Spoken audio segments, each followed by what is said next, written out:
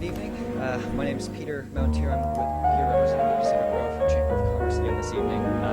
Just like to thank General Manager Stolp and members of this board for their commitment and leadership in doing your part to pursue sound water supply solutions for the Monterey Peninsula. The Chamber would like to reiterate its support for a portfolio approach to meet the peninsula's water supply needs and allow room for economic expansion. As most of the members of this board are familiar, I'm sure that would include that approach includes reductions in pumping from the Carmel River with aquifer storage and recovery mechanisms and water recycling options, firmly keystone by a desalination project at the former CEMEX site in Marina. This is outlined in the project proposal for the Monterey Peninsula Water Supply Project. The desal component is absolutely critical to meet the peninsula's current and future water supply needs and bring us into compliance with the state's cease and desist order. It's the most important component of any water supply strategy moving forward, and we encourage this board to continue its commitment towards pursuing full implementation of the portfolio approach and the water supply project in addressing the peninsula's water supply needs. Thank you.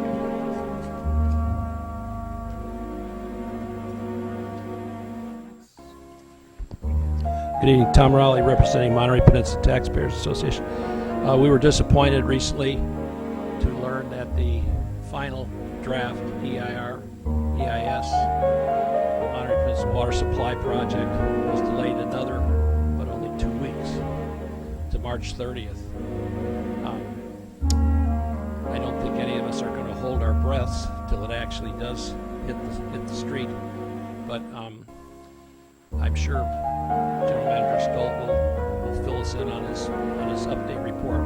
But our organization is very glad to see that this is finally happening, and that joint effort of the sanctuary on the EIS and the consultants from the PUC looks like they're finally going to hatch a final document, and maybe we will meet the milestone of September 30th for an approved EIS.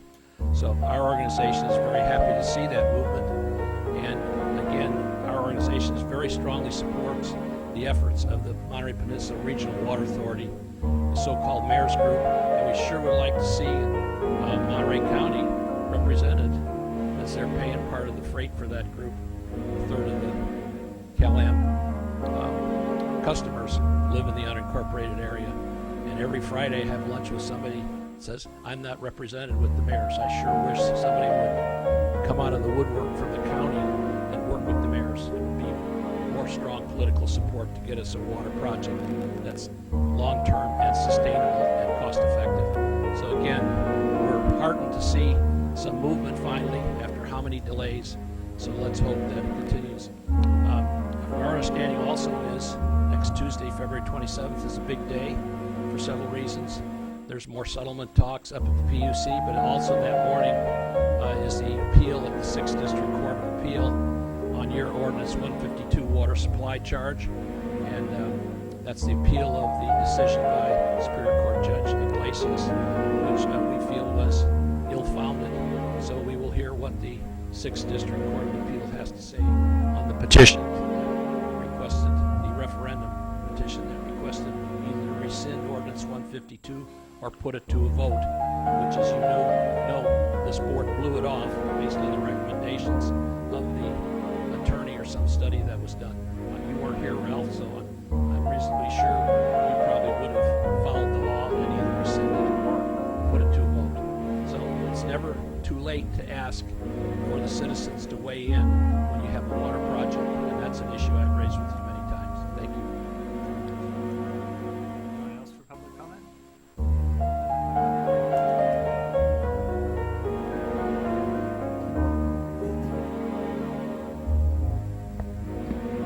Ian Turner, Monterey. And I couldn't have asked for a better introduction than the young fellow from Pacific Grove. Last month I noticed two themes repeated by the Chamber of Commerce types in the business community. Well, one was given by a man who stood at this podium and railed at the half-truths in the brochure that Public Water Now had recently mailed to all the registered voters in the water management business. He mentioned the term half-truths a number of times. One of the directives that he mentioned was them, since they gave County the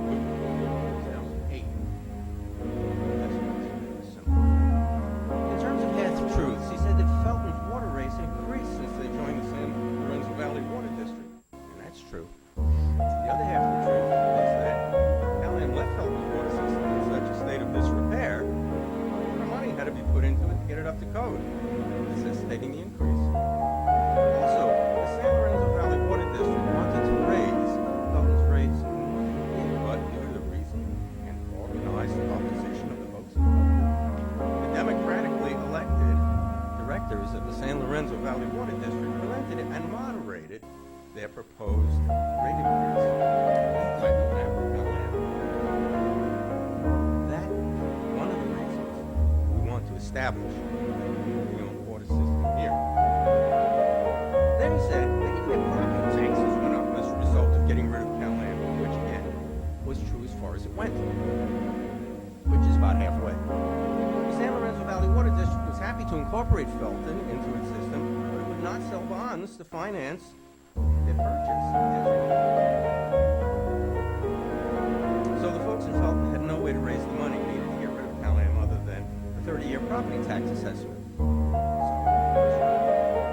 That is why the property tax is and that's not going to happen here.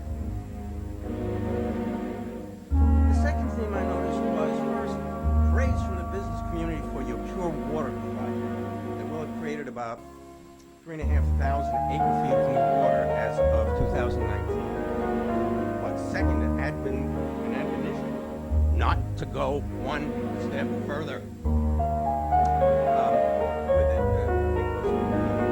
because we never have a water shortage again. My opinion is that the real reason these business spokespeople are in fact shilling for Callahan were opposed to further creation of new water by the Pure Water Project is because Callahan is really frightened that it will lose a lot of money. Because it will no longer be needed to provide the 9,000 something acre-feet we currently use, and the lower amounts that we use in the future in order to continue products. The truth is that if you do not expand the Pure Water Project, Callahan does have a public design. It's so expensive that residents won't be able to afford it. Cheaper to take a bath in bottled water.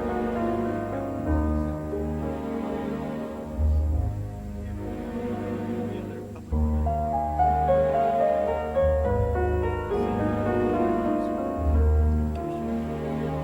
We have the consent calendar.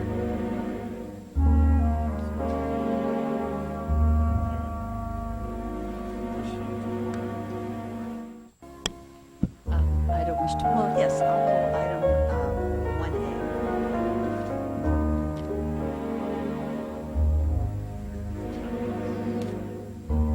The minutes, yeah, there's just an error that I've Any board wish to show the minutes? Second. Motion to adjourn.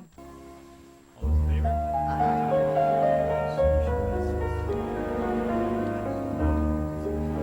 If you would take a look at the draft minutes, the second to bottom line, first page, it says that Chamber of Commerce agreed with the comments made by Peter Curcio. His name is Carrie.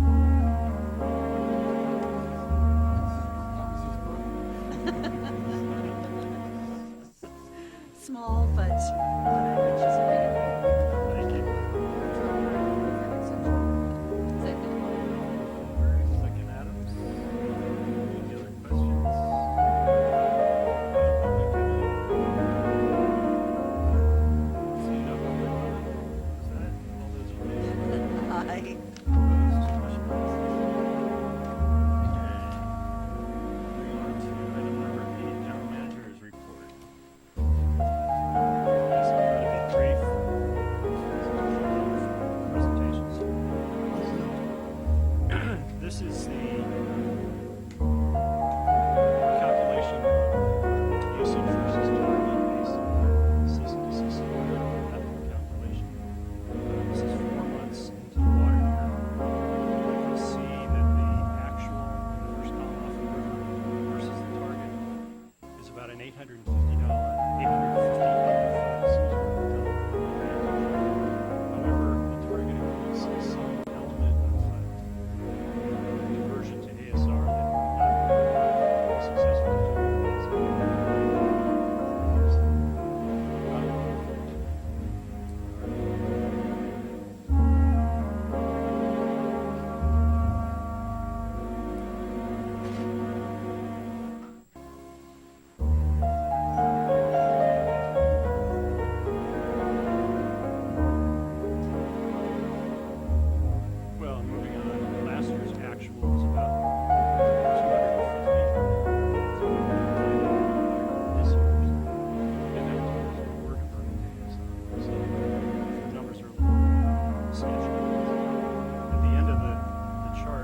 basically the 3,044 is 3,084 is comparable to last year. So we're kind of on the same track. Turning the page to water projects and rights, I just wanted to show that there's been no ASR recovery in this, and Table 13 has not occurred either, both of which depend on excess flows in the river. Sand City desal is lagging the forecast, but it's ahead of last year. The next chart, which is production for customer service, this is our use of production numbers at the well, not Cal-Am's production after treatment, so there's a slight variation, but basically the grand total of 3,167 acre-feet is about 285 acre-feet higher than last year. And as you may recall, last month we talked about the first 3 months of the year was 243 ahead. And we attributed that primarily to increased irrigation demand with no rain, the fires in both Napa, Sonoma, and South dislocating people, and the lack of snow in Tahoe during Christmas vacation. The last month was higher, but only 42 acre-feet higher versus a running average of about 81 acre-feet the first 3 months. So it is coming back into line as predicted. The next chart is our rainfall total chart through the end of January. It was just under 5 inches, which is 45% of the long-term average. Before this afternoon, February to date was 0.67 inches of rain, where its long-term average is 4.4 inches. So we're about 15% of normal for February, but the month's not done yet, and we got a little something this afternoon. On unimpaired flow, to date, we've had 5,235 acre-feet, which is 27% of long-term average. Last year at this time, we were already at 84,288 acre-feet, so about 16 times greater than this year.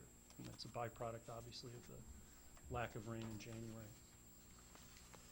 I've included in the next chart the water year classifications by recorded rainfall. And you can see that if we continue on the same track down at the bottom, you can see the dotted line. 2018 year to date is approximately the same as 1924, the lowest rainfall total on our historical record as measured at San Clemente Dam. How this translates to unimpaired flow in the next chart puts us squarely in a dry year category, and that's because flows have remained up a little bit because of the impacts of the fire and continued flows from last year's strong rainfall. And then finally, what we did is we looked at the 10 worst first 3 months in this next chart, and we plotted them on a page and then looked at where they ended up for the whole water year. And I guess the important takeaway is that, so again, that would be October, November, and December in a water year. So we've already gotten through January, but the 10 worst first quarters ended up with 6 of the 10 being in the normal to below normal range, so not even in dry or critically dry. So you don't really know what can happen. The key thing for us right now is the next chart, which shows storage. We rely primarily on the lower valley, the blue bars, which are really hard to see in the Elmo right here, but generally speaking, our storage is very good. We're about 96% of long-term average. And so even a small amount of rain will head us into the summer months at approximately 95 to 100% of long-term average, possibly. Which means that the problem will occur next year if we don't get rain, but it's not necessarily a storage issue for us. And that concludes the item to the General Manager's report. I also included in the packet a staff note on a filing that was due at the Public Utilities Commission today. The filing was made in a joint fashion, and we'll speak a little bit about it at closed session at our next board meeting. Thank you. Does the board have any questions of the General Manager's report? Seeing none, I'll open in public comment on General Manager's report. Seeing none, we'll close that and move on to item 9. Just accept the report. Okay. Do we move to accept the report? Yes. I have a motion. Rubio? It's not a motion. No motion. Just accept. All right. We accept the report. Item 9, Director's Report, including AB 123 reports on trips, conferences, attendance at meetings. Any directors have any reports or conferences? I do have one thing to say. Director Brower and I were at the, and Manager Stolt were at the groundbreaking for the RUAP pipeline, which will eventually carry the pure water Monterey water from the plant down to the wells to inject into the aquifer. And it was just nice to see progress. So I just wanted to state that I was happy to be there, and I'm happy to see it moving along. Pipe in the ground. Ground. Okay, any other reports? Okay, moving on to item 10, special presentation. We have Dr. Ben Stanford, Senior Director of Water Research and Development at American Water, regarding innovations in desalination, water reuse, and emerging contaminants of at American Water. So All in 10 minutes or less. Thank you all for the opportunity to be here and for the time on the agenda. I know there's a lot of items on here. What I want to do is touch on a really high level of some of the things we're doing within the Technology and Innovation Division at American Water. Excuse me. Specifically, I direct the Water Research and Development Program. So we're looking at issues that really face, that water utilities are facing across the country. So you're aware of American Water's footprint. I think that the key here for us is that, when I think of this from a research agenda, I've got to be looking at issues that impact the entire country. And there's so many similarities and complexities that we have a team of 20 people who are working on developing innovations and really pushing the agenda and trying to better understand how we manage water supply, water quality, infrastructure, and really improving that customer experience. So when we think about those greatest challenges, there are quite a few out there, but they really boil down to these 4 main areas. So, excuse me, that first picture there is, of course, you're aware of the drought conditions here, but that's Las Vegas, where I did my postdoc work. That's a fishing dock there. And so, trying to address droughts, shortages, how do we get sustainable water supplies. Then on the East Coast, this next picture, that's actually in Kentucky. That's a wastewater treatment plant that's flooded. And what you can see in the bottom part of that picture is a plume of the wastewater coming out into the river, which is right next door. It's on the far right side of that picture. So from a drinking water treatment perspective, how do we handle events that happen? How do we really manage these contamination and spill events that may occur in our waterways? Certainly sanitary sewer overflows and managing that is a big deal as well, in understanding getting technologies to help better improve our ability to prevent those. And then this one's a great picture too. This is a co-located sewer line and water main. And that's certainly an aging infrastructure problem. We have leaking systems. We have potential for cross-contamination. So every community in the country is facing issues like that.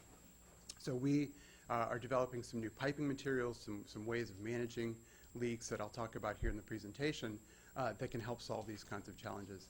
And then, of course, customer information and customer sort of expectations on water utilities. There are lots of ways that people get information about emerging contaminants, about concerns in the community, and so we want to make sure that we are proactively providing the information that people want to know about water safety, quality, reliability.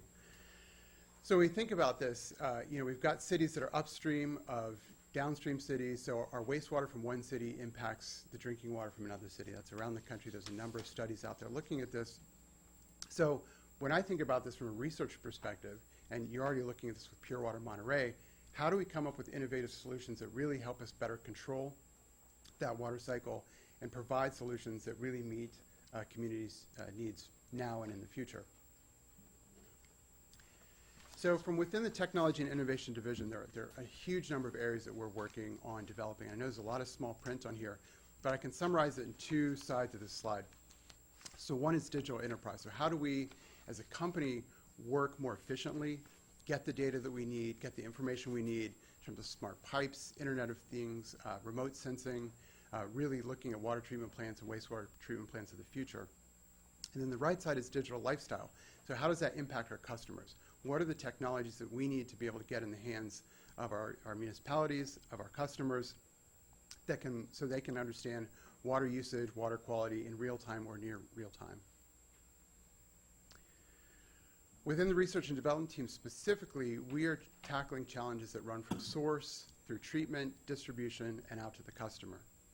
And I'll talk about a few of these, but things like using satellites to detect leaks in systems, looking at real-time screening of water coming into a facility, looking for contamination events, better understanding and better providing materials that last longer, that are more resilient in the distribution system, actually developing probes that can go into the pipes and disinfect them when there's a water main break so you can have a faster return of service, and then actually providing information to customers, like I said, in real time or near real time. So with my R&D group, we did a number of things last year in terms of contaminant monitoring, improving public outreach, developing new treatment technologies that can handle emerging contaminants, developing guidance for our engineering teams. This year, we're really focused on two main areas. So one is establishing a robust response framework for dealing with contamination events, whether it happens in the water supply or in the distribution system. And the second one is taking a lot of this information that we have and integrating it with our engineering and operations team so that they have all of the tools needed to respond to anything that may happen within a water system. So I just want to go through, again, I'm breezing through a lot of things here. I don't want to take up too much time, but I want to talk about some of the innovations that we are working on in water and water reuse. And some of these are grant funded, so I'll talk about them. Most of our grants come from the Water Research Foundation and what used to be the Water Environment and Reuse Research Foundations as well. So one of them you know about, of course, related to desalination and the concerns around open ocean intakes and the sort of impingement and entrainment concerns, being able to handle algal blooms. So of course here, and I realize this graphic isn't exactly the one that's going to be used for Monterey, but we think about slant wells, there are a number of potential benefits there. Impingement and entrainment, really being able to better respond to or manage algal blooms or really not even be impacted by them. But the really interesting part, we have a project right now with the Water Reuse Research Foundation, which is establishing disinfection credits across a slant well.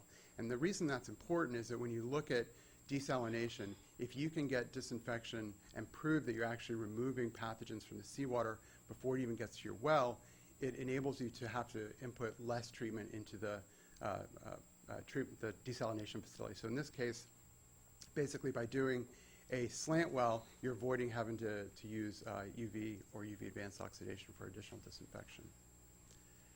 We have a number of research grants really supporting that safety and reliability. So how do we manage that? How do we make sure that the systems are actually providing the disinfection that we need? So I mentioned the evaluation of pathogen reduction in desal. We're also doing the same thing for direct potable reuse and indirect potable reuse through grants from the foundation. We're looking at ozone biofiltration and advanced combinations of treatment to manage emerging contaminants, pharmaceuticals, personal care products, perfluorinated chemicals.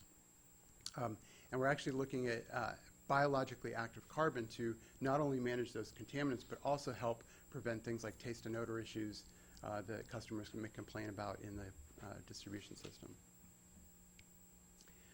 One of the areas that's been a big deal for us is detecting and managing source water contamination events. So we partner with a company called Corona Environmental, and we actually have a software called WaterSuite that inventories all of the potential releases of chemicals, all the sites storing chemicals within an entire watershed. And what it does is it lets us have early warning systems. So we have sensor networks, we have artificial intelligence systems that are using those sensors to alert operations team if there may be a spill event and really provide us with some advanced warning so that we can respond to those and make sure that we don't have any issues within customer impacts and water quality impacts. We had a project a couple years ago where we were looking at managing cyanobacterial blooms or harmful algal blooms. We actually used this solar-powered ultrasonic system, which actually goes in and disrupts the life cycle of the algae just simply by messing with their buoyancy, but it doesn't impact any of the other fish or beneficial zooplankton or phytoplankton in the lake. So this was really promising at a reservoir on the East Coast. We're piloting it again in the Midwest and looking where these kinds of technologies can be used to help prevent those types of algae and cyanobacteria blooms. This one I was mentioning in the picture where I showed the two pipes next to each other. So we partner with a company called PPI. They basically manufacture a new style of PVC pipe, and it's incredibly resilient to crushing, stressing, bursting, and it far exceeds typical PVC. So we started installing anywhere where we have PVC, we're starting to use IPVC instead. It's NSF 60 certified, and like I said, it's really, really resilient to breakages. We have a couple of studies looking at advanced ways to detect leaks. So some of them are installing sensors actually on fire hydrants so that can passively and actively look for leaks and help our crews get out there and respond to them before they become bigger issues. But I think the cooler part of this is with a company called Utilis, and they have a satellite-based technology that detects drinking water underground. So they overpass the city, they can pinpoint a dozen or so potential leak sites, then our crews can go right to that spot, look for it, identify it, and actually repair the water main, again, before you get major disruptions in traffic and surface expression of those leaks. So we're testing that in a number of sites here in California, Tennessee, Kentucky, Indiana, and really seeing some good success with it. So I know that's a lot of things that I threw out there really quickly, and there's really, I could speak for hours on any one of these, but I do think that it's really important to think about where we are as a water community. We're at a major inflection point in the way that we do business, the way that we operate, and technologies behind that. We have far more access to technologies at the consumer level. We have far more access to analytics at the enterprise level. And so thinking about that and really using that to change the way that we run and operate and manage our water systems is huge. In terms of research, you've got to have a strong technology and innovation team and research team that can bridge those gaps between what the community wants and what the water industry can deliver, and making sure that we have that umbrella that really addresses all of the concerns of the community. And then in terms of thinking about the way that we're addressing these, American Water really is leading the way. We have some amazing things happening within the Technology and Innovation Division. Many of them you'll see starting to roll out over the next 9 to 12 months that will actually come out in terms of a new website, new customer experience for people, and in fact, new billing as well. So I want to stop there and open it up for questions, but again, thank you for the opportunity to be here. Thank you, Chair. I have a question. Sure. Are there any known spots on the Monterey Peninsula in which we're carrying black water and drinking water in the same trench? Good question. I don't know specifically for this area whether you have co-located pipes like that. Do you happen to know? So we do have in the same trench wastewater pipe and water pipe. There are requirements through the Division of Drinking Water for public health and safety that require a separation between those pipes, either vertically or horizontally, and so all of our pipelines that are installed meet those separation requirements. If there's a crossing where, for whatever reason, the infrastructure doesn't allow that, there's concrete that can be poured or sleeves that can be put over the pipe that the Division of Drinking Water reviews and approves for a variance, but all of our pipes do meet those required separations or have some mitigation in effect to prevent any potential contamination.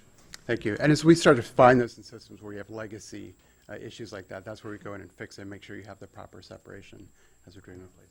I have a follow-up question then, based on your answer. And that is there any known cross-contamination based on black water and drinking water in the same trench? Well, there are a number of ways to look at that. So we've done a number of risk assessments trying to understand it. So the quick answer is no, there are no known cross-contamination events that we have seen in our systems from co-located black water and drinking water pipes. And so the key is, though, to make sure that you have sufficient chlorine present in those pipes so that if one were ever to occur, you would be protected from. And we've done a number of risk analysis looking at that. Okay, but no known instances of contamination? Correct. All right, Correct. thank you. I'm good. Any other questions on this side? Over here? Question? Okay, you kind of touched on it here a little bit, but in our particular case, the pure water, Right. we're taking Mhm. treated sewage water with the pharmaceuticals. Can you kind of give a little more information on that? Sure, sure. So it's let me start and then see if this answers your question or not. So when I did my postdoc work, all of this, the Associated Press stories about pharmaceuticals and water, that was based on research that I was doing. So I'm very closely connected to that whole issue. And I've done quite a number of projects over the past 10 to 15 years looking at the ways to manage those particular contaminants of concern. From a recycled water perspective, what we find is that across the board, there are lower levels of those types of contaminants than there are in conventional drinking water systems. So it's really an amazing testament to the amount of engineering that goes into those types of systems to really control that far beyond what we see across the United States in all of our conventional supplies.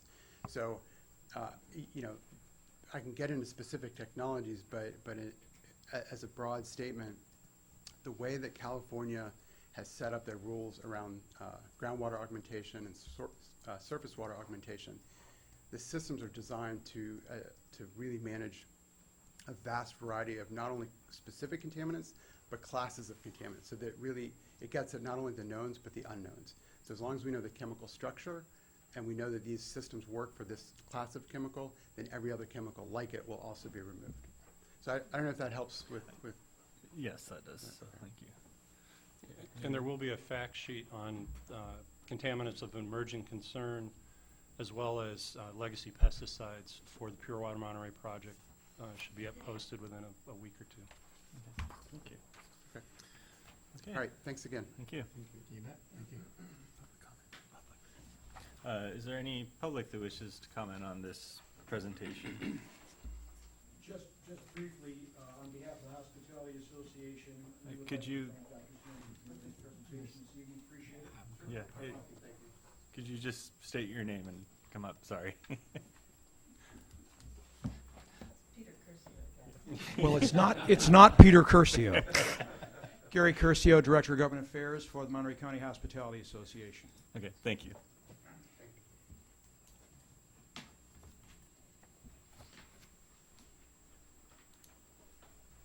Dan Turner, Monterey. Two things. One, if we're successful in getting rid of Cal-Am, I think we have a good chance of doing that. We got to hire someone like this young man. We want him working on our team. Second thing is, he showed a very nice slide of a slant well going way out under the ocean. It would have to do with some sort of contaminants or biological things. And that's what Cal-Am slant well was supposed to look like prospectively. However, it doesn't look like that at all. The pipe ends before it gets to under the ocean. So I don't know if that has anything to do with the sort of contaminants and things that you deal or biological life, but you really should, for us here anyway, make that slide. Thank you. Thank you. Any other public comment? Okay, we'll go ahead and close public comment and move on to the public hearing section of our meeting. So item 11 is consider application for variance to allow non-residential Group 2 water use capacity at 458 and 460 Alvarado Street, Monterey. I want to start if this is, again, a public hearing, and if there's any ex parte. Yes, I had a conversation with the applicant. Any other ex parte communication? No. Okay, thank you. Ms. Kister? I'm sorry? Unclear, but I had a conversation with a member of the ex parte's family. I had a conversation with the applicant's family member. Okay, thank you.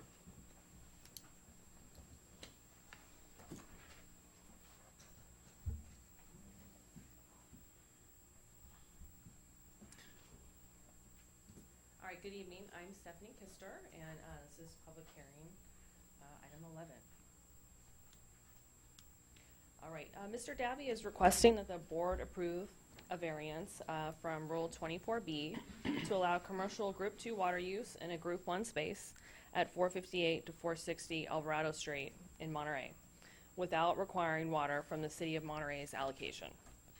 The site currently consists of 2 Group 1 retail spaces. Approved uses for the space are currently retail, office, warehouse, gym, bank, etc. Mr. Dabby has been unable to rent the spaces in the last 14 months. He has lost rental income from the vacancy and now faces potential loss of property insurance. Mr. Dabby has had interest in renting the space from food-related Group 2 businesses. Businesses in this category serve primarily on disposable tableware and include coffee shops, bakeries, ice cream shops, delis, etc. Converting the property from Group 1 to Group 2 would require an additional 0.0689 acre-feet of water. However, presently no additional water is available on site or approved by the City of Monterey.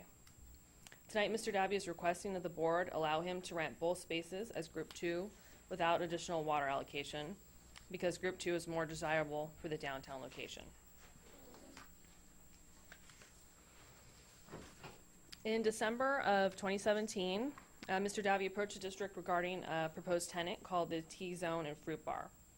The business was described as a juice bar with smoothies and tea, serving in disposable cups. 3 staff members reviewed the information provided, visited a location in San Jose, another T-Zone and Fruit Bar location. Here are some photos of that location. The use was compared to similar businesses such as Jamba Juice, the Press Club, and Juice and Java. Water is used for washing fruit, washing dishes and blenders, cleaning the dining area, and cleaning the kitchen. Staff determined that the use was consistent with Group 2 and would require water from the City of Monterey's allocation before a water permit could be issued.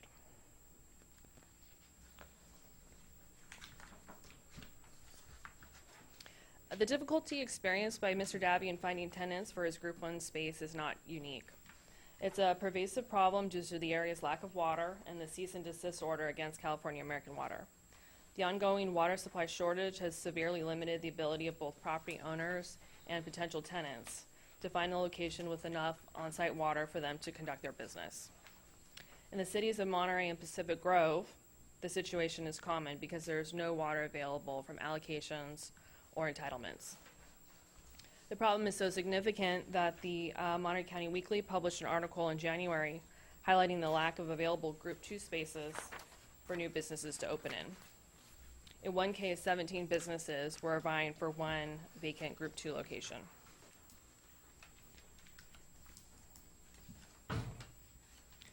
District Rule 90 allows for consideration of a variance when the board finds that special circumstances exist in a particular case and that practical difficulties or undue hardship would result from the enforcement of any such standard, and that the granting of such a variance would not tend to defeat the purposes of these rules and regulations.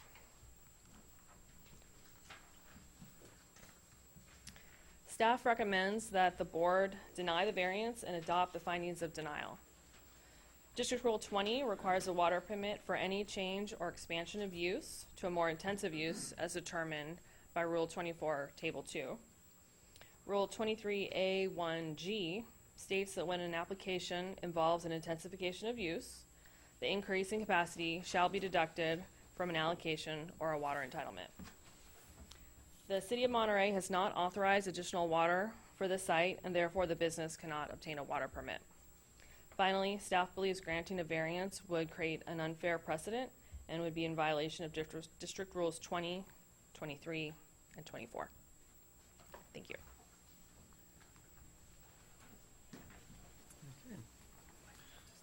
Okay. Does the board have any questions of staff? Okay. Seeing none, we'll give the applicant some time to speak. Chairman Clark and members of the Board of Directors. My name is Anthony Davi, and I'm the owner of the property. When we originally approached the district for a use permit, a water permit rather, for the fruit bar, we were convinced that it was a Group 1 water user. The district disagreed with that, and we had a follow-up meeting on which we provided additional information as to the operation of the fruit bar, and there was no reconsideration. I had a conversation with Mr. Stoltz, and that's when he recommended I pursue a variance. Now, I want to make it clear, what we're really after is to get an approval for the fruit bar, and we think it's a Category 1 use. There are some other issues that I have as well. The uses under the Group 1 factor allowed by the district, is this something we can put up there?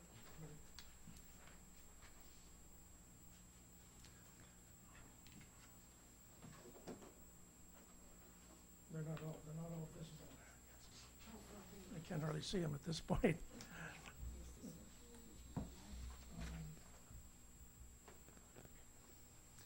I wonder if I could just step over there. Are you familiar with all these? Most of you are familiar with them. Familiar. Are you familiar? Yes. I think If it's he also wants- in the packet. You want to see the group one? Sorry? Did you want to show the group one? Is Yeah, that it's the Group 1. okay? That's what he was asking. Yeah, so just the But ones the at thing the is, I top. can't see them from here. He just said you have to.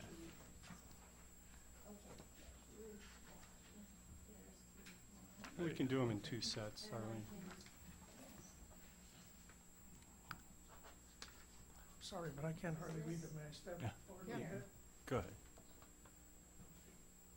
Well, Group 1, for example, auto uses, those are not permitted by the city of Monterey.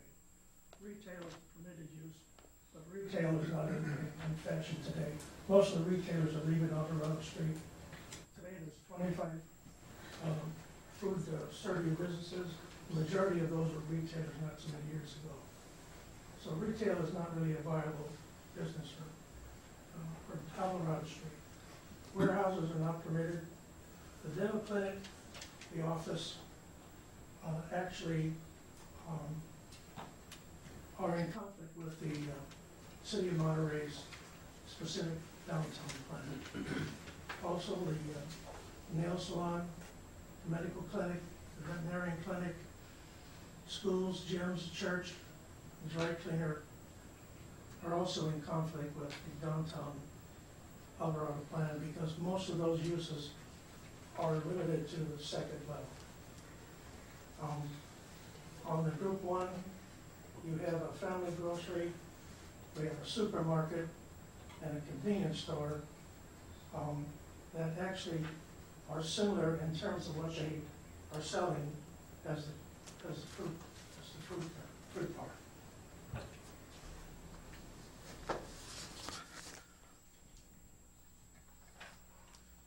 I have here copies of the land use and development limitations and requirements from the City of Monterey, and you can see what they'll permit and what they will not permit on Alvarado Street. This is just for Alvarado Street and one block of Delmonte and one block of Franklin Street. So most of the uses that's on your Group 1 are not uses that are applicable to Alvarado Street, so I can't rent to them. And I have a one-story building, so I don't have any second stories that I can rent to. Now, there's some minor adjustments there on the gymnasium and the church, and whether there is a condition as to the number of people that you have on site and the space allocation. But for the most part, I can't rent my space to any of those uses.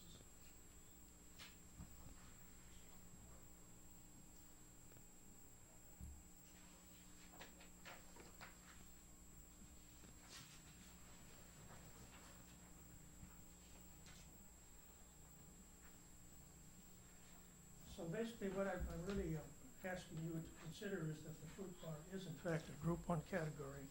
And the reason I'm saying that is that there are other uses in that Group 1 that are similar to the fruit bar.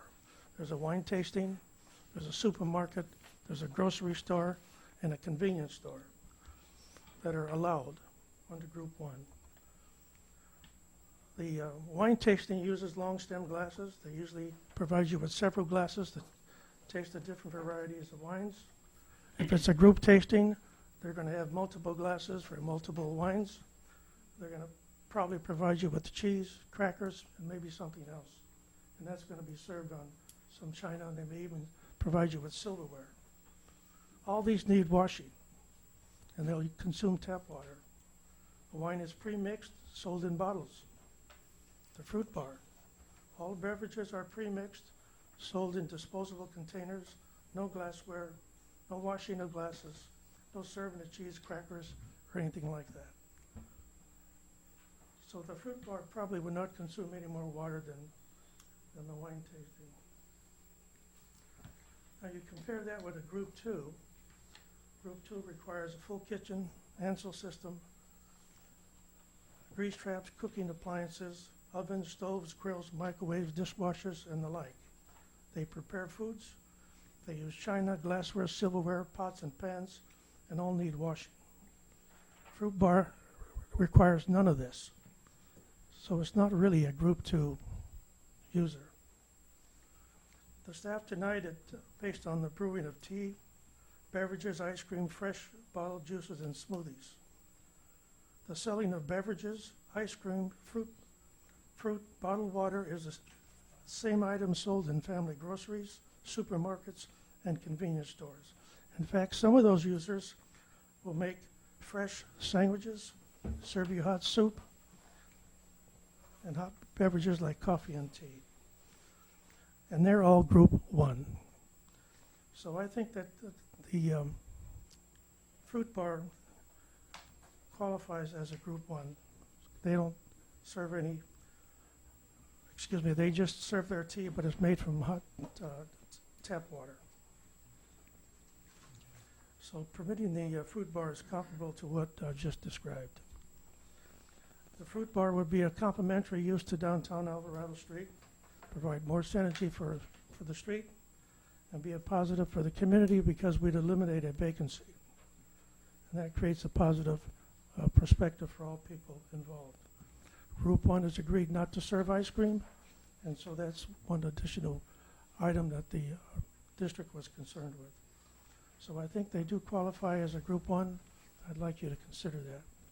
And I know that the fruit bar people would like an opportunity to make a presentation. If you have any questions, I'll try to answer them.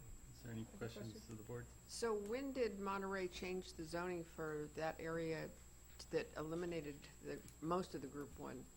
It occurred, just a minute, in April of 2017, they adopted the downtown specific plan. And that eliminated most of those Pretty much categories that we eliminated had most on. of them. Thank you. Okay. Yeah, it is, eliminated,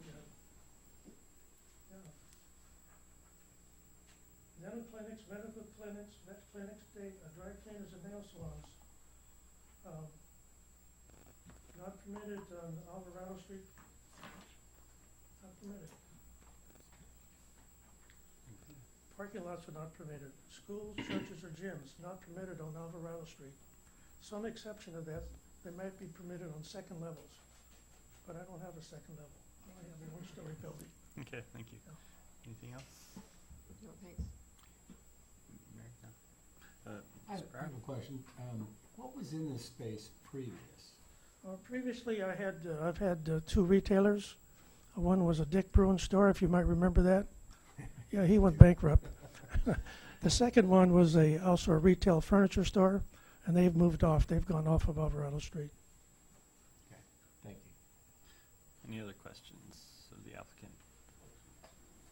Okay, and then if we can keep it brief, probably 3-4 minutes for the tea. Thank you for the opportunity. So my name is Jess. I'm a real estate broker, actually presenting my clients, which is the fruit bar business owner. Try to introduce this trendy business to Monterey area. So as Stephanie already introduced briefly. I just want to go real quick for slides for see what is the fruit bar. Yeah, so basically, I know they went to one of the locations, and second page, they took some pictures and saw some products, but this business, basically, we already opened 5 locations in the last 4 years. The plan is like 1 a year, but it's way faster because very high demanding. So the products, the third page, actually, the main menu is milk tea, then the smoothies, soda, and then snow ice, and the fruit juice. I know there's pictures, they probably show some other stuff, but that's all like optional. Yeah, it's not a main, but this is what we focus on. The other one, we can just be either or. We don't have to have that one. So this is just basic background. I know based on the previously we had a meeting with the board, and based on the categorized as group 2 because based on the type. So when I say after all it's about the water use. So based on type, it looks like, yeah, it's like, you know, you have juice, you have this, and sounds like group 2. But actually, I bring more details for breakdown of the operational products and exact water use, so you can understand better why we think this shouldn't be a group 2. So this picture, the main products, 50% is called the snow bubble tea drink. This is basically made from concentrated juice, not from tap water. So they mix with the ice, milk, and other cookie stuff mixed together. So this is absolutely, we're not using any tap water. This is all pre-made. So second, another big category is the smoothies. Smoothies also used by ice cube and then milk and other stuff. The only the product is tea. This menu, yes, they do use water, but it's only like certain part in that product's water, but percentage of the product about 15. This one, yes, we do use water. But lastly, it's a snack. It's kind of like, this is a varies, and it can be, so last one you saw in that Amden location, they do have like ice cream, so that kind of, ice cream, so that's automatically to be group 2. But this is can vary. We don't have to have this. This item varies, depends on location, depends on landlord, depends on the complex, if there's a conflict of business, whatever, it totally can either or, you don't have to have it. So since here, okay, we don't have to have ice cream in Monterey location. So next picture basically saying this is a pre-made juice which they buy. It's not anything really consume any tap water. So other thing I don't know exactly, looks like square footage, also part of consideration. They say it's group 1 or group 2. If you have larger space, they use on square footage. They say they have to need this much water. But this one I have to do some adjustment because most of our current 5 location, the square footage operation is between 900 to 1,200 square feet. Any other location, 12 is the biggest. The reason in Monterey we have like almost twice as big, because number one, the rent is equivalent, even though it's big twice as much, but similar rent. So that's why they can go for it. But so if you see the floor plan, 2,600 square feet, this is the layout. Service area for guests is still about 800 square feet, and the plus working kitchen area is about half of the whole space. So other space, they use storage, office, the employee probably can have some break or stuff. So really after use is about half. If you use that square footage to categorize, I think that should be adjusted because they really don't use that 2,600. It's only half of them. Okay, altogether. could we wrap up I'm sorry. So basically just as a summary, I would say given provided as a group 1, I know the water allowance is 59,000 gallon per year, which equivalent 160 gallon per day. But based on our water use bill from the lower point into current is between 130 gallon per day up to 200. So average about 165, very close to what your allowance, which is 160 gallon per day. So I think this should be group 1. So have to see breakdown details. It's not just simply by type. I have a Thank question. you. Okay. So do you use blenders to make the Yes, smoothies? blenders, yes. So you do have to wash those? Yeah, blender, I can show the video. It's just like in 30 seconds. Not like a running water. It's like really, because very efficient, it's just like 30, 20 seconds, that's it.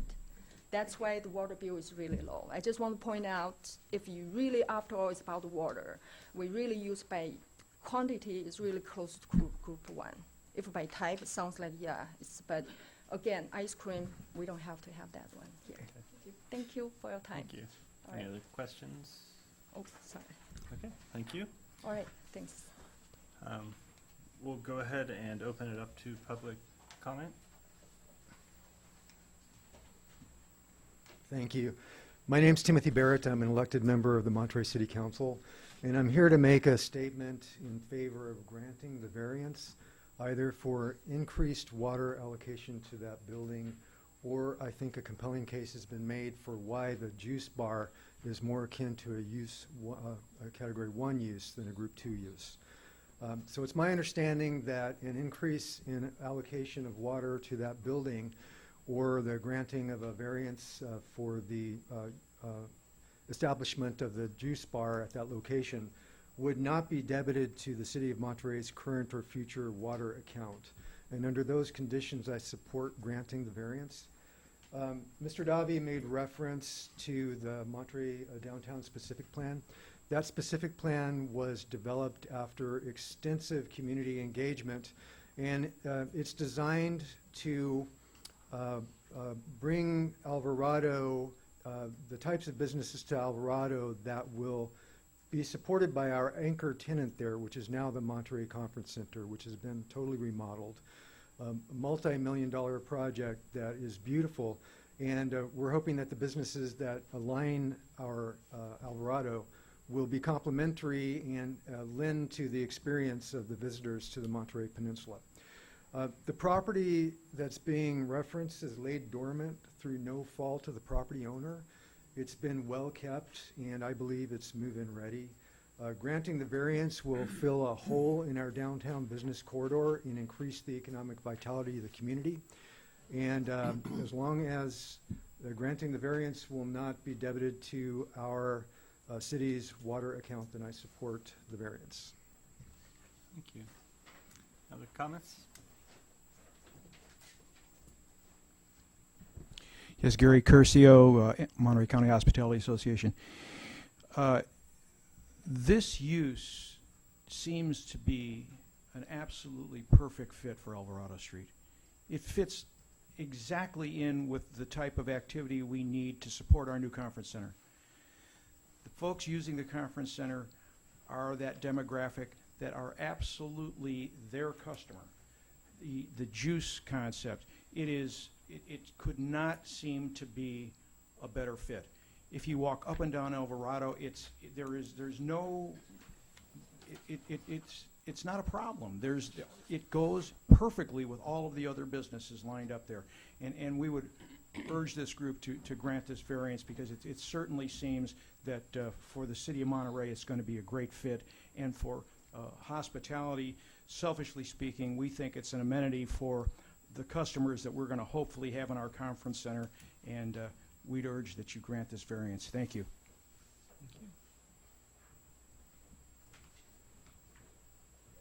Hi, my name is Tyler Williamson, and I'm a resident of Monterey. I just want to compliment Mr. Davi for making the effort in trying to really push to make this lot not vacant.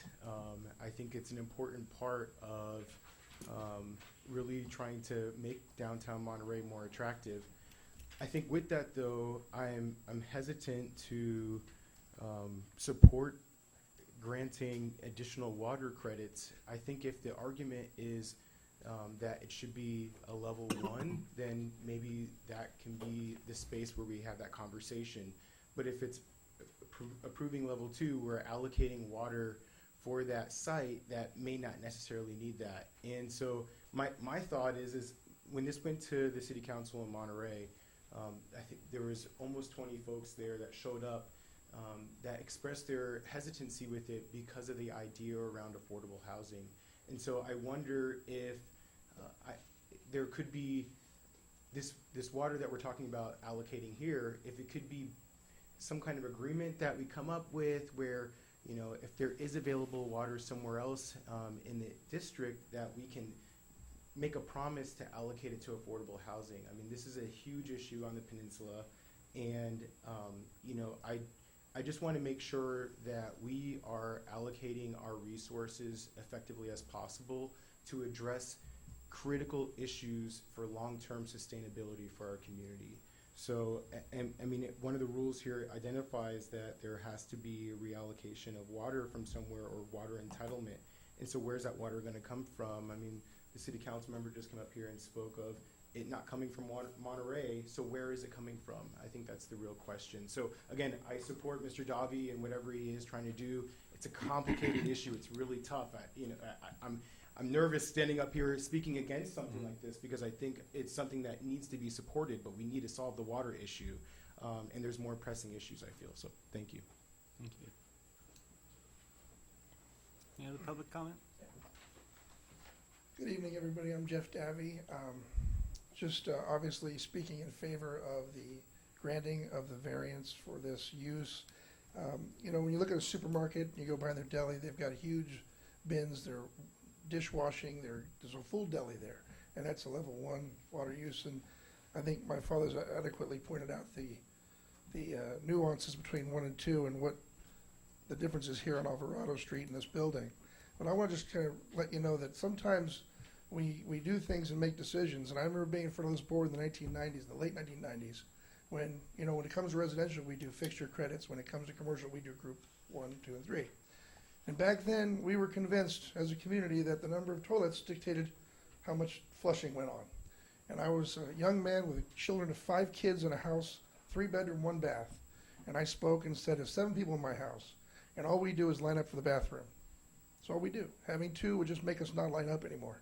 It's not going to change the amount of flushing that goes on in my house. And you guys were smart enough to put in the ordinance that allowed for additional bathrooms for 1-bath houses. Great, great move. I come today and I think to myself, I'm looking at level 1, level 2, and level 3. And the purpose of this grouping of the water was to say we want high water users to be singled out and require water for that.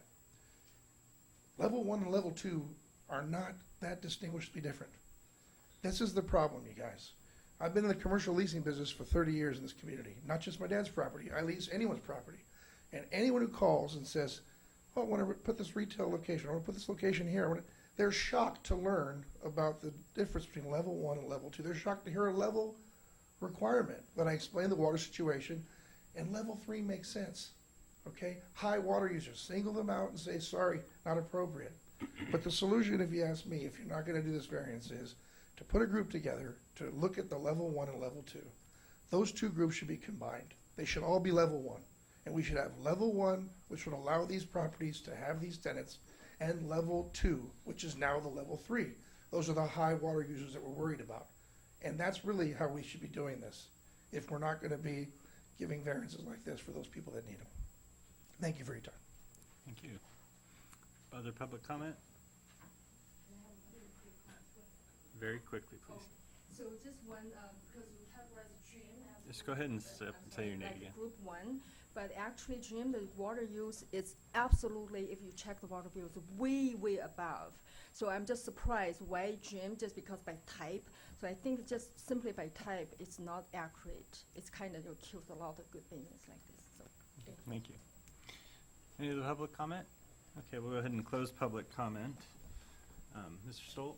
Just for the board's edification, during chair, vice chair, and during our last water demand committee meeting, we've discussed the issues, the gray area between group 1 and group 2 use, and it is on the calendar for continued discussion.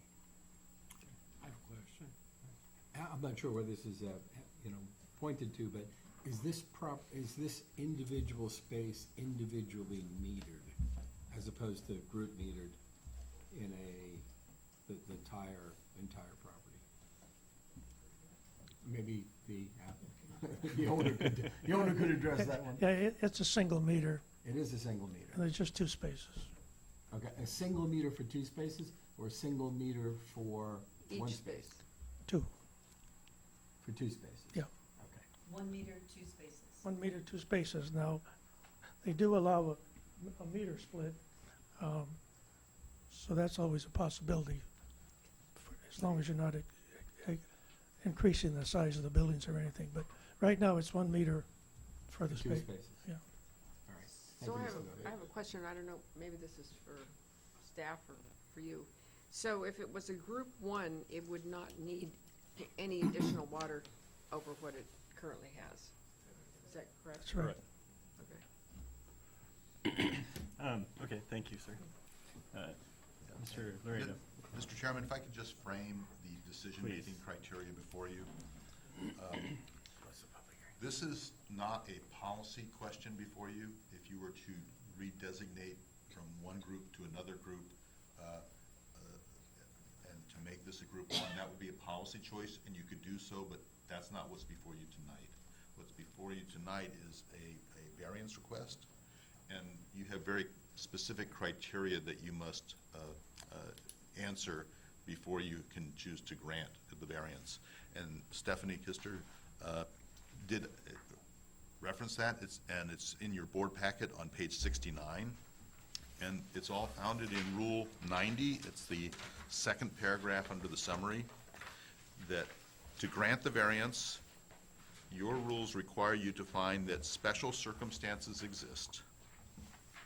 And the term special circumstances is defined in the footnote on page 69. And special circumstances are unusual, uncommon, peculiar, unique, or rare situations. So you have to find special circumstances, and that practical difficulties or undue hardship would result from a strict interpretation. And the term undue hardship is also a defined term in your rules and regulations, and that's also in the footnote, that there would be significant difficulty when considered in light of those unique circumstances. So you have to find special circumstances and either practical difficulties or undue hardship, and you have to then also find that the granting of the variance would not tend to defeat the purposes of the rules. And what does that mean? That means, would another circumstance under these same facts come before you, you would be granting that as well? So what is unique about this that would cause a different decision here as opposed to another factual circumstance that would come before you? Because if this is the same set of facts as those other theoretical circumstances, you should be in your policy mode and making a policy change. So you need to make those specific findings in order to grant the variance. And to that end, you could find that this is a Group 1 use and then direct staff to affect a policy addressing all of the differences between Group 1 and Group 2. And then it would not be that you're allowing a Group 2 use to use Group 1 water. But that's kind of the only way you could go and fit the third provision of the and not undercutting the district rules. So the original use of the building fell under Group 1, Correct. and, okay. Well, So, I would like to make a motion to get the discussion started. okay. So, I had a discussion point. Go ahead, well, do take you the wanna- motion. okay, I would like to move that we approve this as a Group 1 because I think it's a gray area.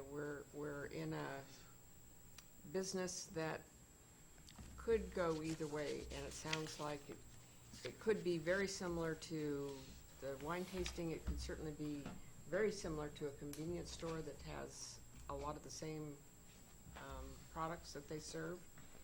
I think it's an exceptional hardship that he could lose his insurance, and he has made every effort to rent the building for over a year. And I don't think it necessarily applies to any other business unless some other business had gone to the effort and found some business that is in that gray area that's similar to the Group 1. I feel that the business could be closer identified with Group 1. I'd like to discuss on that. One second. Okay, so we had a motion and a second to, Mayor Rubio.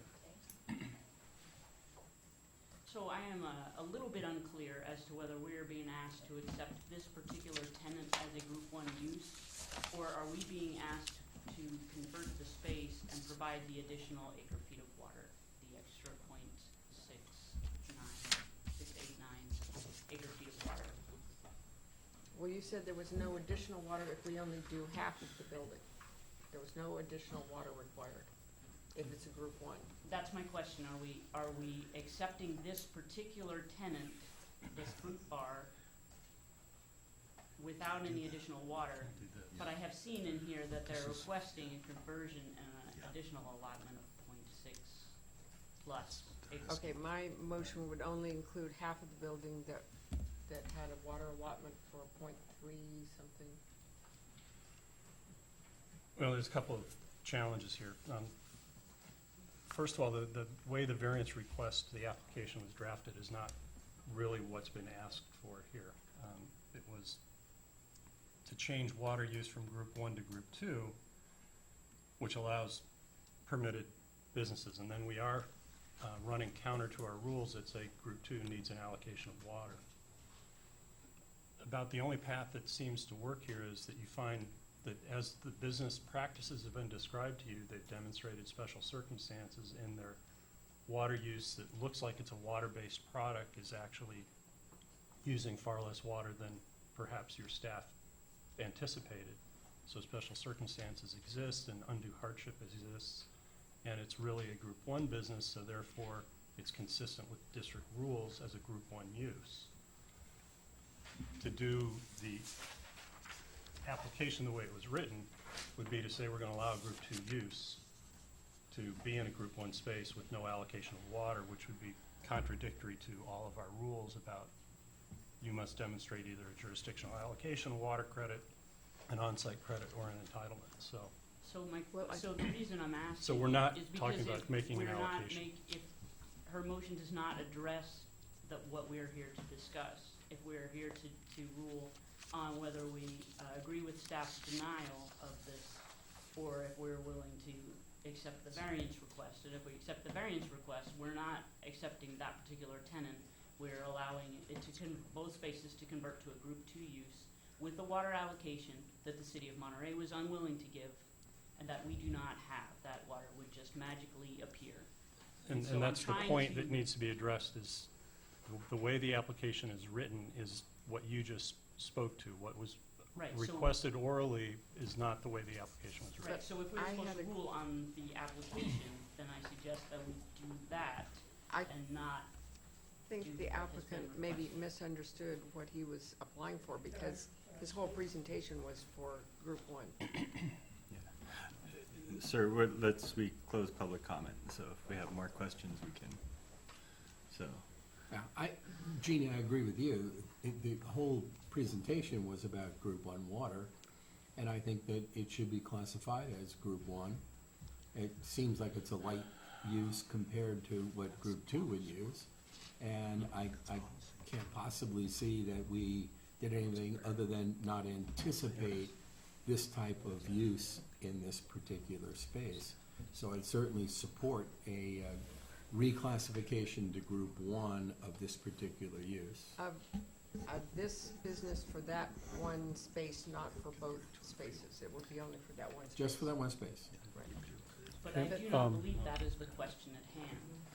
The question at hand is whether we are converting both spaces to Group 2 use. That is what we have been asked to do. That is his appeal.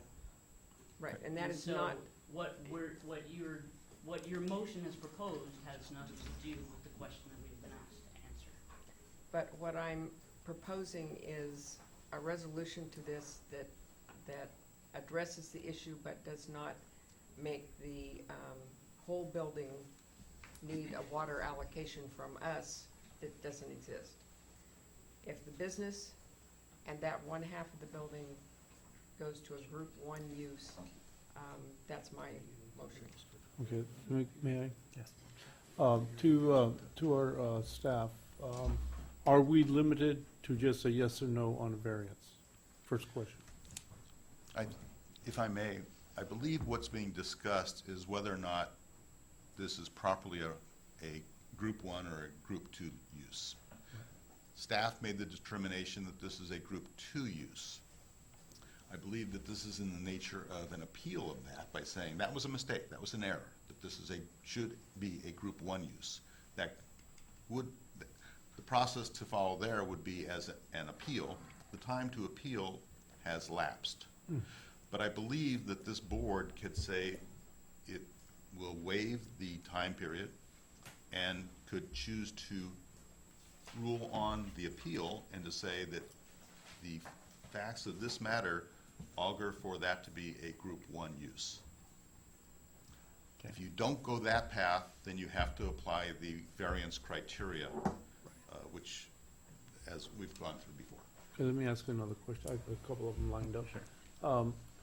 The Jamba Juice further down on Alvarado, what use designation is that? It's a Group 2. It's a Group 2. And a lot of the spaces that are food service previously had food service and, or had credits. So for example, in the, across the street when the work property got rebuilt, there had been a Starbucks there. And so they had unused water credits from previously. Yeah, well, I was just trying to find something that was like, and what designation, because while I agree that it probably, the water use that it has is more akin to a Group 1, it's still a juice bar.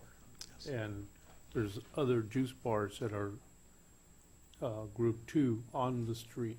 So we're going to run into a conflict real quickly. I agree with the uses. I agree that it fits perfectly in Alvarado. But I think while we figure out Group 1 and Group 2, the city of Monterey has some responsibility in this as well.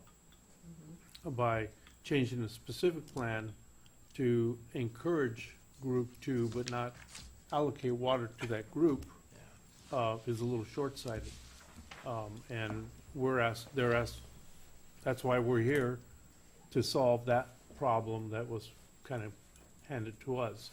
And I am so submerged in water issues that when someone says, well, we'll just give them water from here or from there, my hair goes up because someone else is going to say, you're not my water, you're not.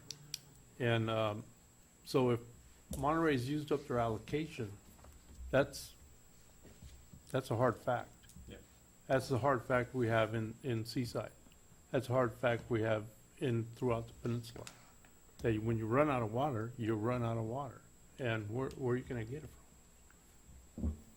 My understanding is City of Monterey still has an allocation. Is that correct? Would you like me to address that? Yes. 0.7 acre feet. 0.7 acre feet, you don't need to address it. And they will be issuing an RFP with a preference for affordable housing for that water So use. I think in this, whichever way this motion goes, I would admonish the city of Monterey to start dealing with how you're going to allocate water to a zoning district that has eliminated people being able to accommodate their businesses. Anyway, that's... Okay. I'd kind of like to bring it back. So in front of us, we are to consider the application for the variance to allow for non-residential Group 2 water use capacity at 458, 460 Alvarado Street, Monterey. That's our public hearing tonight. Yes, and But- Chair but- Clark, Yeah. in the statement of variance request, page 72 in the board package, it says what specific action are you recommending? We're requesting that the board take, which is to change the water use from Group 1 to Group 2, but permit 2 related businesses which are consistent with existing uses on Alvarado Street. So it sounds to me that the applicant is requesting that the board convert both spaces from Group 1 to Group 2. But my motion, I don't agree with handing out that water because we don't have it. But I do feel that the alternative to what the applicant is requesting is to designate this as a Group one use, because that genuinely, I think, is where it belongs. So that request should have been in the application for the variance, not But come since up it's in not, discussion. we have the opportunity to say, we can't agree with this application, but we could give the applicant an alternate solution. And that's what I'm proposing. But that wouldn't carry any water with it. It wouldn't. No, be- they Right. don't And need what any Doesn't- water doesn't because take a they would, water allocation. they would not need any additional water. Right. Because a group one, with their square footage existing, they don't need additional water. And what about the second space? That's their problem. It's, So, it's, Okay. Well, I I'm don't know gonna, if it's vacant if I can go to our parliamentarian on these procedures. We have a certain question in front of us. And you have a motion in front of you. And we have a motion in And front so, of us. And I believe the And a motion second. was to Yeah. approve this as a group one use, but approving the variance for that. Which is not really what you want. If we approve the variance, so that carries water with it, I believe it does. because it says it's not gonna count against the Monterey allocation. And that the- and that would run with this property, so any other group two use could go into there. so if Okay, we but- approve this variance, it comes with water, so where does that water come So from I'm- if there's no allocation? Monterey doesn't have it, or is unwilling to give what they have, so where does it come from? so I have another question. Do we need to, deny the variance first and come back with a second motion to approve this as a group one? It's not on the agenda. That was I mean, leading Since we to my don't point. agree that they should have the additional water, but I think pretty much people feel that it would qualify as a group one. That's why this is the alternate solution to the request. But that's not the request. But You I know, think- when Nor you're, the when motion. you're reviewing a design option, you can say, I don't agree with that roof pitch, but I would approve a lower one. And that's not what they requested, but that's what we approved. Right, but in a design review, you don't have agendized items. Yes, we do. Public comment. Oh, yes, absolutely, Okay. we do. Let's, May I let's ask- step back for a second. Just I a wanna sec. ask the attorney a question. Okay, go ahead. Yeah, so is it within our discretion tonight to do other than the variance? I don't believe so. I believe that you need to bring this back. You could bring it back on a policy level if you wanted to say that this type of use should not be a group two, it should be a group one, and you could make a change to your ordinance. You could bring it back as an appeal and say that because of these circumstances, that this is not a group two, this is a group one. And Okay, you could so- set that on a future agenda, but I don't believe you have the authority to do that tonight. So we can vote on the variance with With the understanding or the caveat that we are waiving the appeal period. You can direct that this come back before you and then consider the Okay. waiving of that at the time that it comes So back it can before come you. back as an appeal to the decision on a category one or two. Do I get to speak or I can't speak anymore? I would like That's to up to hear him. No, it's, this is, between us, so I apologize for that, but, So can I just ask a question? yeah. So I want to be sure that I understand something that was said earlier. And is that we do have agendized for a later date, the review of the group one and two? Yes, it was on a Water Demand Committee meeting agenda. We couldn't get full attendance, and so we put it to the next Water Demand Committee, and then it will come back to the full board if there's a policy decision. But So, if we don't want to change oh, the. sorry, I'm not sorry, finished go yet. ahead. So it would be possible then for us to table this for tonight and move forward with the group discussion? You could table this, but there's no need to. You will have that discussion come before you in a policy setting mode, one way or the other. as And I this, understand it. and this one, to act more quick, I'm trying to find the rule on board member appeals, because it's different than a public applicant appeal. You could act on this individually under board-referred appeal, as long as we're consistent with the rules. And I would imagine they could reword the variance request and come back under variance, but, you know, we have to finesse this, because the language that Director Evans points out is, that's what is in front of you right now. Exactly, and I honestly feel that we're trying to make this work, but I would have a difficult time agreeing that either special circumstances or undue hardship, which you have very clearly outlined on page 69, really apply to this. So we've got to figure another way to go if we want to make this happen, aside from the fact that, where is it coming from? But, so, you know, what do we need to do to make that happen? Right. So we actually have to deny the variance Right, I'm and gonna bring it make back those- as an appeal, because otherwise if you just table this, you're just Right. pushing Yeah. the variance down the street. I'd like to So- make a substitute motion, if I may. Okay. I make a motion that we deny the appeal and direct staff to bring this back at the next meeting as a appeal to the category designation. So deny the variance and bring Den- it back as right. an appeal at the next Exactly. meeting? I'll second that motion. Okay, we got a motion Rubio on the substitute motion, second by Director Evans. Help me on procedure. Does the original motion need? No. the- Substitute the motion. motion. He withdrew Substitute his motion. second, so the original Okay. motion is no longer on the table. Okay. I've always wondered about that. Now I And what we would be doing, And, wait, the appeal will be specifically for this business and this property. It will not be a policy change. It will just Right. be to determine this business. And you may also have a policy issue coming before you at that meeting or some future But meeting, that would but be that would be a separate matter. That's it. and we need a board member to refer the appeal No, Yep. you don't, because this The would be the motion- direction of the entire board. of the entire board, okay. Okay, Call the question. okay. Yeah, request to call the question. All those in favor, say aye. Aye. Opposed? Motion passes. Okay. Thank you. Okay. Moving on to item number. We almost got there. Moving on to item number 12.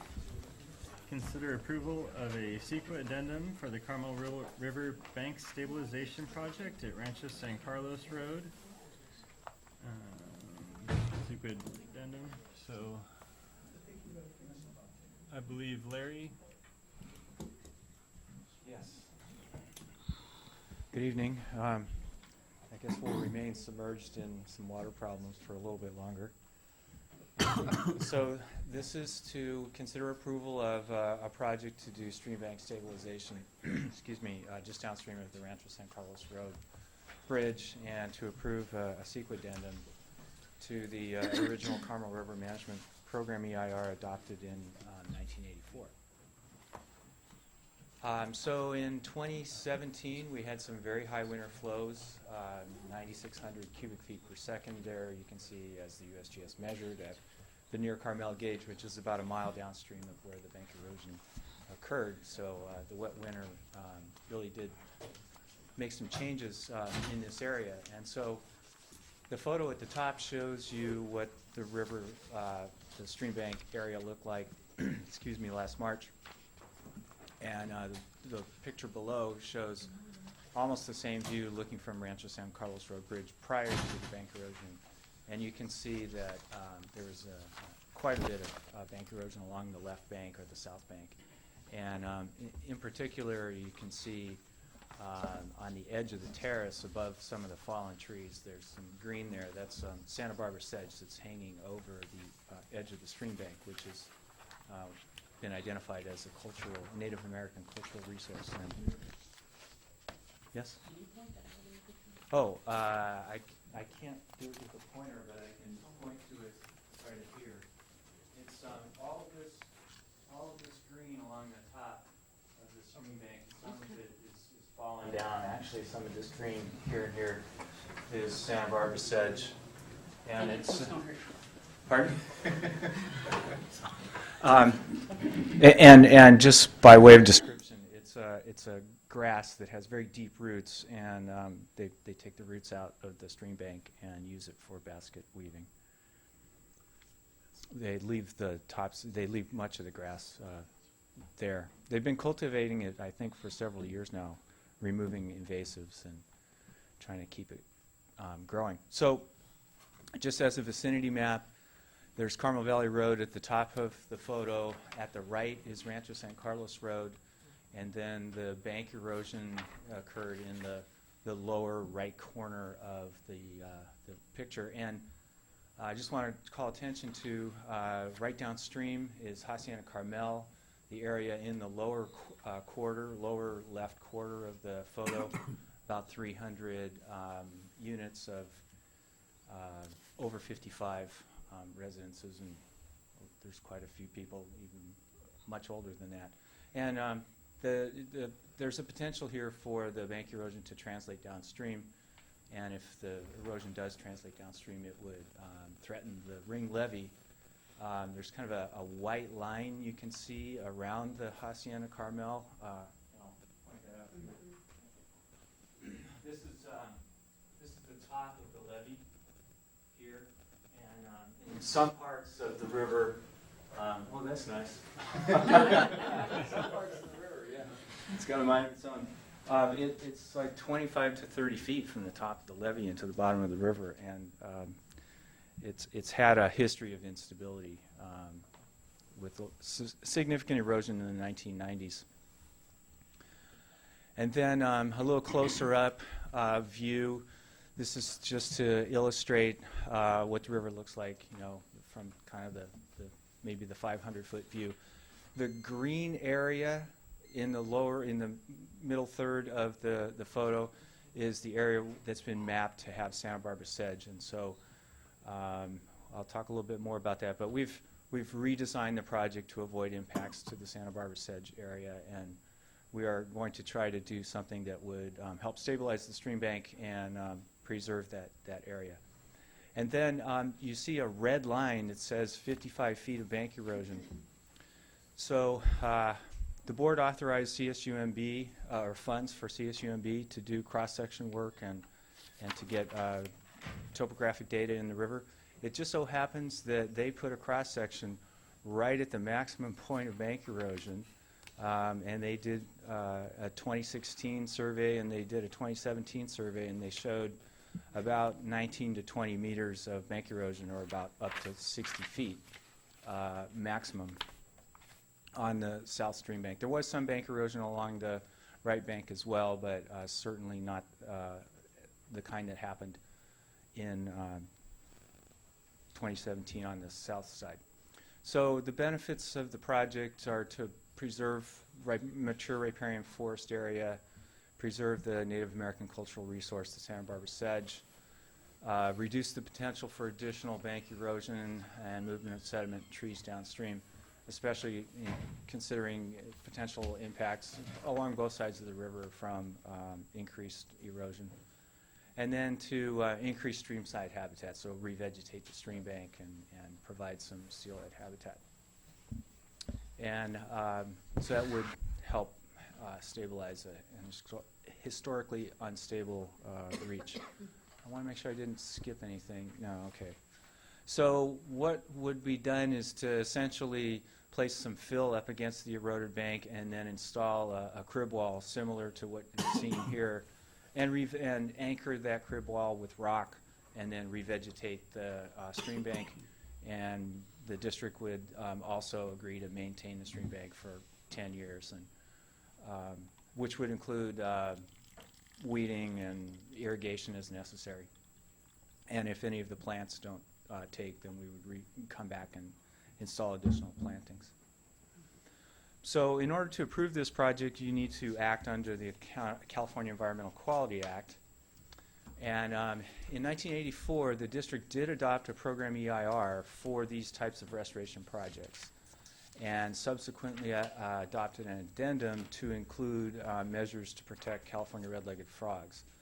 And in the original EIR, it did take into account potential impacts to steelhead, and it also talks about potential impacts to cultural resources and has mitigation measures to mitigate for any potential impacts to those resources. Okay, so I guess I already said it did evaluate the impacts of stream restoration and the impacts to steelhead and California red-legged frogs. So the mitigation measure for cultural resources was to do a cultural resources study and to carry out whatever is necessary as part of that cultural resources study. So the district did retain LSA for assistance with this. LSA has met with some of the stakeholders, and staff and LSA have met out on site with some of the stakeholders already to talk about the cultural resources and agreed to make a change to the district design plans. And so I think we're a couple of weeks away from finalizing that design, but it's basically to push the stream bank restoration, the crib wall out, and avoid impacts to the Santa Barbara sedge. So staff believes that this is consistent with the previous program EIR and the addendum that was done in 1997 for the Carmel River or California red-legged frog mitigation measures. And so we recommend that you adopt Resolution 2018-03, and you have a revised resolution in front of you. The resolution in the board packet doesn't mention OCEN, that's the Ohlone, Costano, and Esalen Nation.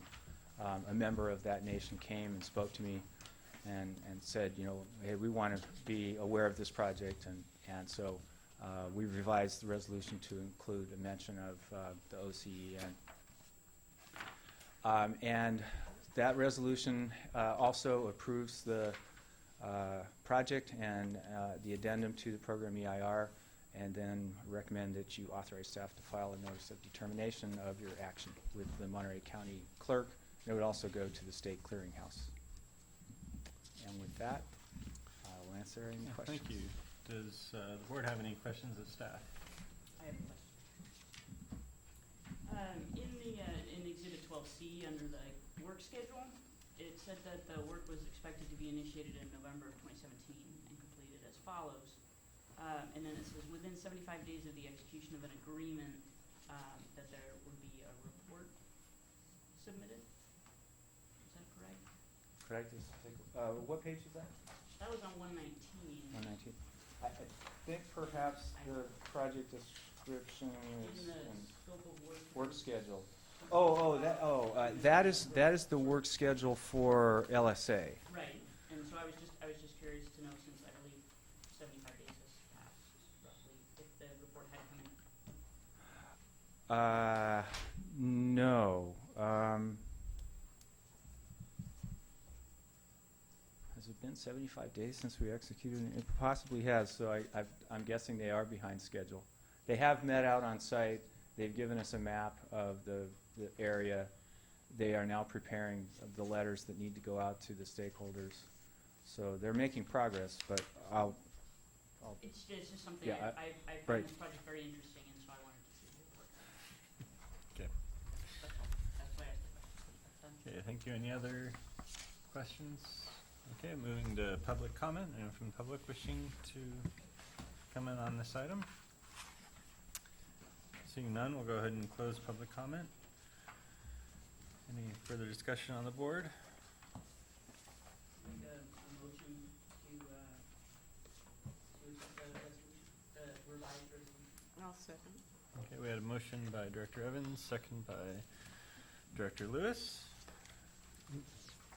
Am I clear in, the motion covers the entire staff recommendation? I'm sorry, Mayor Rubio. Yeah, Director Rubio, yes. My motion covers both. Okay, thank you. All of the staff. Thank you. Thank you. With that, I'll call the question. All those in favor? Aye. Opposed? Motion passes. Moving on to item 13, consider adoption of the mid-year fiscal year 2017-2018 budget adjustments. Thank you. Your CFO is attending the California Municipal Finance Officers Association meetings, and so it'll go much more quickly. This is the original, it doesn't say it, but it's the original adopted budget from June of last year. Approximately 13 million in expenditures, approximately 50% on projects, both our own, which are called project expenditures, and then reimbursement projects where the funding is coming from elsewhere. Our original adopted revenue summary, of course, they balance at just about 13 million. And here you can see our three primary sources of revenue are the water supply charge, which has been consistent at about 3.4 million. The newly instated user fee, the red pie slice, which was about 3.4 million of an adopted budget. It's still not even a full year of collections, and there's been some variability. Reimbursements from others, and then I guess the fourth largest would be the property tax assessment. So our revenues tend to be bulky. Until the user fee was reinstated, it was almost primarily coming in December and April. So this is actual year-to-date through December 31st. You can see both the green, which is revenues, and the red, which is expenditures, is the originally adopted budget amount. Yellow is year-to-date revenues, about halfway there, mostly due to the bulky nature of the December receipts, and year-to-date expenditures. And of course, we're much more steady because half of our expenditures are personnel and benefits and, regularly every 2-week kind of expenditures, as well as some professional fees and so forth, which happen monthly. Here are the proposed adjustments at mid-year. Again, this is only through 12/31 February, so there's been some activity, and we'll talk a little bit about that. Primarily on this list, we have the I guess, deferrals takes account for some of these. So the second one, Sleepy Hollow intake upgrade, this work will get done, more likely to hit in next fiscal year when the grant becomes available. If you have any discussion on that, Larry's here and could talk about it. The San Carlos restoration, that's a deferral because it's going to span into next fiscal year. The increase in conservation programs has to do with the decision for fronting money on the rebate program to be reimbursed later. And I guess the aquifer storage and recovery, the one at the top, we have some high hopes of finally mobilizing on the original project site at Santa Margarita and starting to underground utilities, expand the backflush pit and so forth, and get moving. So total change of a reduction of 722,000. Other minor things, we had found that we had budgeted for public outreach for the same activities in 2 different places, so we removed one of them. And we had some temporary personnel when our downtown front desk staff left, and it took us a while to fill, but we needed to have somebody there. On the revenue side, let me go back here. On the expenditure adjustments, you can see our original budget. You can see that personnel and supplies and services. We had a little election expense for the notification process of the change to the even year election cycle. You saw the 722,000 in project expenditures. What's this big expenditure in the general reserve? Well, we do know that in January we received a $4.1 million reimbursement that we had not budgeted as a revenue. It will be coming in, and its most likely place of use will be to put it in reserves. And we'll talk a little bit about the reserve situation after the revenues. So in the revenue adjustments, the biggest changes here are the user fee. We have noticed that receipts to date, even though it's only been about 8 months, and there's been some variability. For example, January was higher than December, which surprised us. I'm sorry, December was higher than November. So that uptick in what you saw in terms of demand translated to an uptick in revenues because it's based on demand. So we're seeing that, well, we're now going to be budgeting at about a $4 million total receipt for the year. We might come in higher, we might come in lower, but because we're not tying it to projects, it's just going into reserves, we've got that flexibility. And then the other one is the reimbursements line. That's basically the reduction for Sleepy Hollow intake and some California American reimbursements on projects that are a little behind schedule. The reserve analysis, this one's a little hard to read on the screen.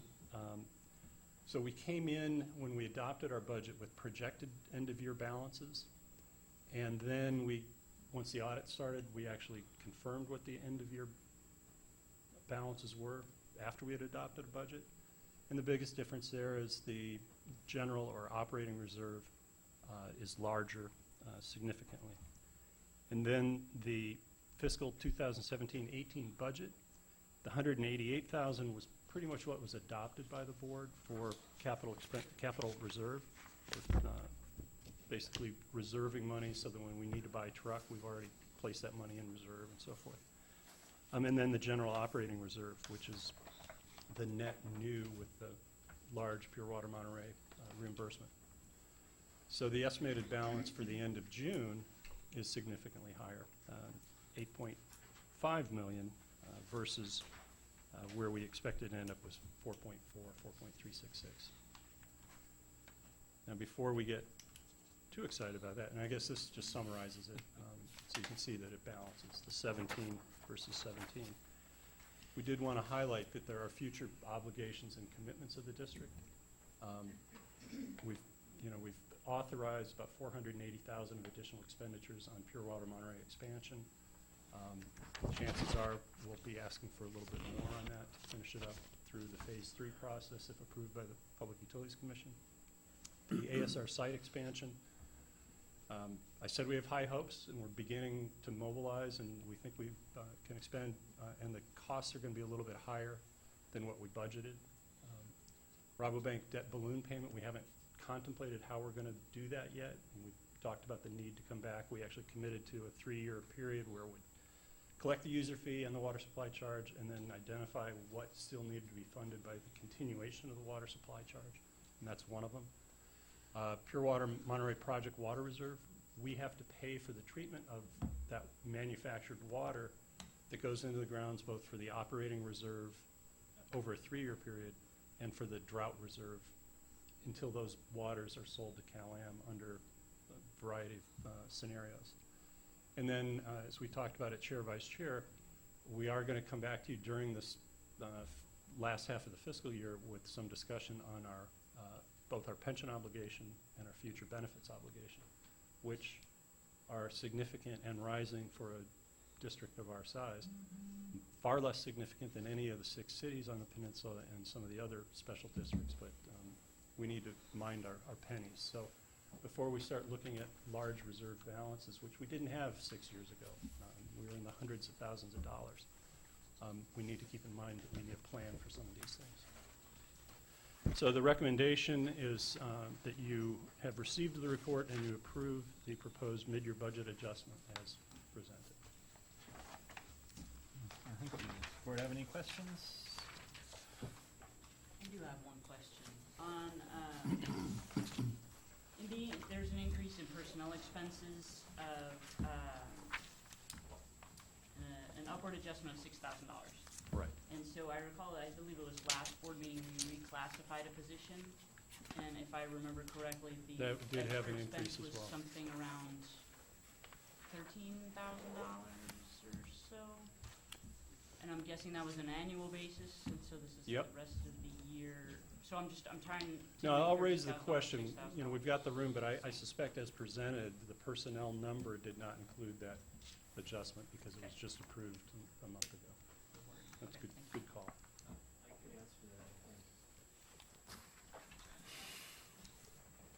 Matt Lyons retired, and we've not filled his position. Oh, that's, yeah. So we're actually going to have some balancing going on. And we did just have a couple of step increases due to annual performance appraisals and things, so. Yeah, so it's either Suresh saw that they're going to balance out, or we forgot to look at it, but it's a good question to ask.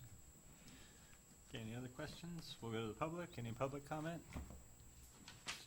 Seeing none, we'll close public comment. Move to approve? Second. I have a motion, Director Byrne, second, Director Bauer. Any further discussion?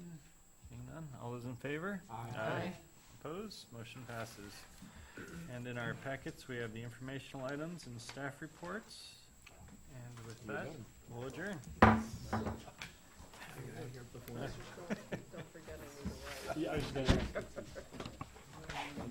Yeah, there's some, so Bob, regular. Wondered.